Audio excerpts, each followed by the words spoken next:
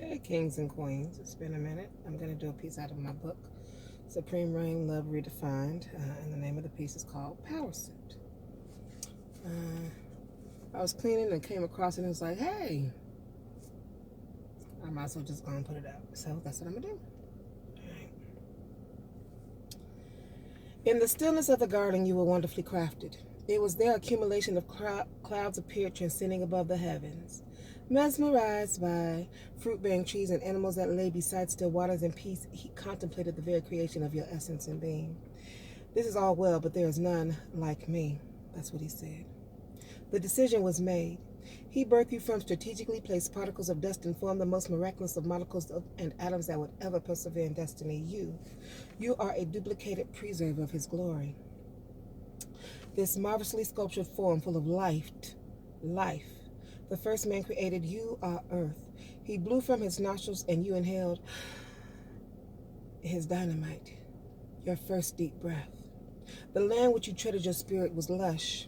It was bountiful in every aspect. There was no just cause to need or want, all laid within your grasp. Your only ultimatum was that you reach for it. Not self-made, but CEO of the terrain which you have been provided. From day one, you were made to be the man in charge, limited up large, king, majesty, ruler. He saw and said, it is good, yet your woe, she missing. Let's set adrift on memory bliss, PM Dawn. He waved his hand across the earth and trickled sleep magic as you fell into deep slumber. Rest, sweet baby, rest. My rib was taken from near your womb and properly molded to eradicate me. I was named Eve. More so, before their ways changed the script, I was known as Shiva. I am the life giver.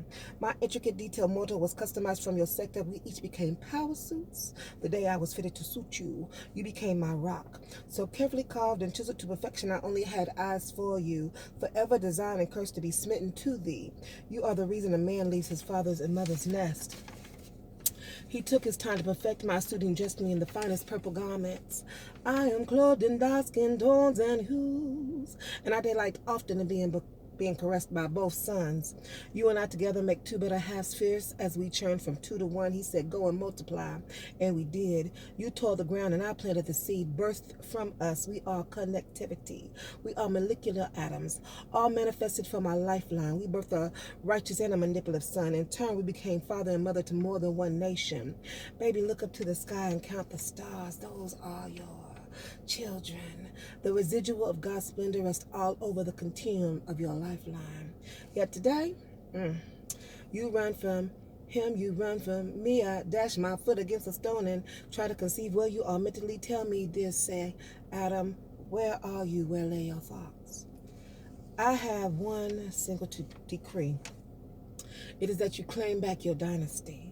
You are not created to believe that you are a dog. I remember my place, and I beg you to remember yours. As your queen, you will not treat me like a dog, feed me like a dog, beat me like a dog, or toss me to your dogs. Coochie man. They have brainwashed you using your devious snake scepter. My internal becomes weary. My once beautiful decor now a combination of mere dreary shaded patches of gray, faintly reminiscing what throne I sat upon and how we reigned. As Miss Sophia in The Color Purple said, I never thought I had to fight in my own house. I love Sabo. God knows I do. But I kill him dead before I let him beat me. What? Did they also lynch your attitude after they changed your name? See, our house has become divided. I raised single-handedly our sons and daughters. Our once plentiful land is scarce. The heirs no longer respect you nor I. I keep praying to God and drinking from his eternal water, but my thirst consumes me. I parched without ventilation, am hot and heated. How can my thoughts be quenched? I detest your neglect. In your slumbered status, you reflect forgetfulness. You forgot our children learn by our examples. Our sons dress and act like cartoon characters. Their behinds talk through need to be washed linens. Those linens should only be shown in private. They speak volumes without saying a word. Our daughters forgot they were priceless. They are called by our bloodline, gold digger, booty shaker, bring me my money, hoe bitch. They are labeled and recognized as dick slayers. How do you draw strength from a hoodlum's words and actions? You don't. Dear Jezebel has found her own. She pulls away when I mention your name. She used to fight. She has now submitted and subscribed herself to her new master. Innocence has become lost in a haven of demonic mass media. The curse is spread from generation to generation to degrade what was supposed to be a representation of you. They both toss their crowns to the ground like carcasses.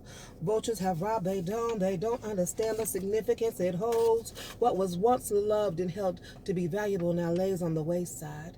It falls an unyielding, untilled soil which no longer sprouts figs from trees. The negative energies that you are conveying into our home front have been just that, a front. It cannot be digested properly. Therefore, I must continue to excrete the byproducts that you have been feeding. We can no longer stand by in silence and continue to taste your mediocrity. It is time that the situation be rectified. Get your lazy ass up, quit expecting handouts, and go get our harvest. In him and I return your confidence. Let me no longer search the street to find you drunk with scoundrels. Quit sharing the seeds that I have ripened and bore for our nest with she who wears 7 horns. I demand, lift up your chin. I dare you to pick up the crown of knowledge you were once dealt. Put it back where it belongs, on your head. Kill the beast, let it rest in peace when you find the strength to say no. Say no to the world and pick back up your armor. It is time for you to become drenched. May the drops of dew awaken you from your deep rest. May you no longer sit idly by as if blood from your lifeline is suppressed. Awake, awake, O consciousness. It is time we reign again. Proudly wear and adorn yourself in your power suit.